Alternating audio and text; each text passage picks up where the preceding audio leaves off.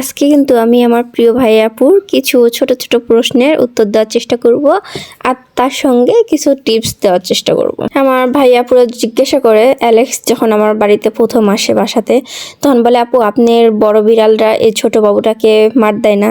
সেই সম্পর্কে কিছু কথা বলবো। স্নো একটু রাগী, কিন্তু ও হিংসুটে না বা ঝগড়ুটে না, ও মারামারি করে না। সিম্বা কিন্তু আরো বেশি। স্নোর কাছে প্রত্যেকটা বাবু যেতে প্রথমের দিকে একটু ভয় পায়, কিন্তু সিম্বার কাছে যেতে ভয় পায় না।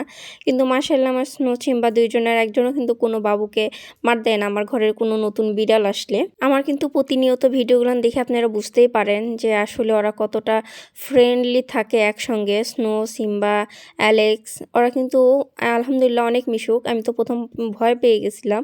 আর আপনারাও কিন্তু চট করে নতুন বিড়াল আপনার ঘরের বিড়ালের সঙ্গে মিশতে দেবেন না, কারণ সব বিড়াল এক হয় না। অনেক বিড়াল খুব হিংসা করে, হিংসাত্মক কারণেই মার দেয় ছোট নতুন বিড়াল যারা ঘরে আসে তাদেরকে। এই জন্য প্রথমে আপনারা একটু একটু করে মিশে দেখবেন যে আসলে ওরা নতুন সদস্যকে ওরা অ্যাকসেপ্ট করতেছে কি না।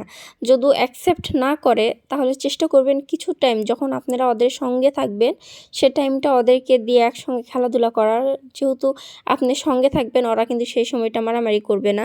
এভাবে আস্তে আস্তে মিশতে মিশতে দেখবেন যে কিছুদিন টাইম লাগবে, ধৈর্য ধরতে হবে।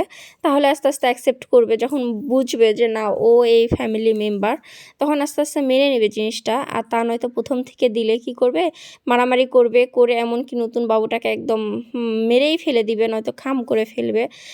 এত মারাত্মক কিন্তু বিড়ালরা হিংসুটে হয়ে থাকে। স্নো কিন্তু টুনিকে যেরকম আপন করে নিয়েছিল, টুনিকে দুধ খাওয়াইছিল, ঠিক অ্যালেক্সকেও সেমভাবে আদর করে। অ্যালেক্স আর স্নো একসঙ্গে ঘুমিয়ে আছে, দেখে মনে হচ্ছে মা আর ছেলে একসঙ্গে ঘুমিয়ে আছে মাশাল্লাহ। আর এই শীতে কখনোই বাবুদেরকে ঠান্ডা খাবার দেবেন না, ঠান্ডা পানি দেবেন না।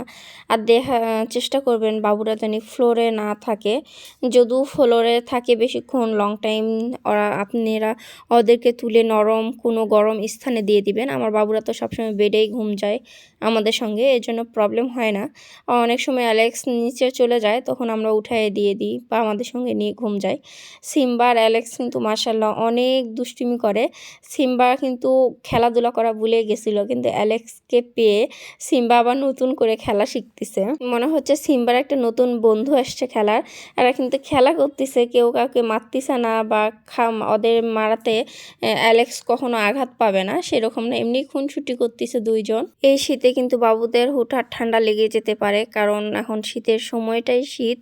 তো যখনই দেখবেন এক দুইবার বাবু পাতলা পায়খানা করতেছে, সঙ্গে সঙ্গে ওদের খাবারের ক্যাটফুডটা অফ করে দিবেন এবং চিকেন আর চিকেন বয়েলের যে পানিটা থাকে সেটা দিয়ে দিবেন। অনেক সময় আমরা মনে করি গাটা মেখে ফেলে দিই না, কিন্তু অবশ্যই শীতের টাইমে এটা না চিন্তা করে দিবেন। আর যে গাটা মেখে যাবে সেটা কি করবেন, একটা পাতলা কাপড়ে শ্যাম্পু নিয়ে মানে শুকনাভাবে ওদেরকে মুছে দিয়ে সেটা হালকা ভেজা কাপড় দিয়ে মুছে ড্রাই করে দিলে দেখবেন যে ওদের ওই দাগটা বা যে পানি খায় যে নোংরা হয় সেটা পরিষ্কার হয়ে যাবে।